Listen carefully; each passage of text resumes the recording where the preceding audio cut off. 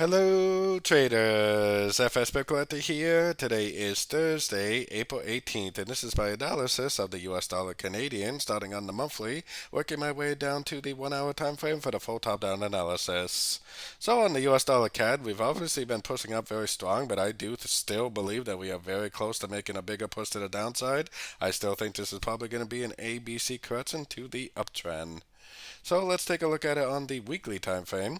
Now we definitely did go beyond the 78%, which sometimes does tell you that it is going to go up and take out that high. But the way price is acting, it does kind of almost seem like maybe it could have found the top. Maybe it really is going to start making its way down, and this really is a 1 and really is a 2 and really is a wave 3 of wave C. So let's take a closer look at it on the 4 hour time frame. 4 hour time frame, we definitely got a pretty impulsive move down, but most of the dollar pairs to me look like it's more likely still a correction, like it's more likely a wave 4 and that it possibly is going to push up again for a wave 5, maybe even go all the way up and take out these highs before it actually does end up going down. Either way, definitely still going to be looking for this bigger turn, but I am primarily still looking for longs. Heading down to the 4 hour time frame, to me it looks like a 1, 2, and this is a 3. And I can even see the subdivision 1, 2, 3, 4, 5 of wave 3, which means that this should be an ABC correction and it probably should go up one more time. Now maybe this last attempt up will make like a lower high or something like this and then go down. But either way, I think that we should still be looking for longs on shorter time frames.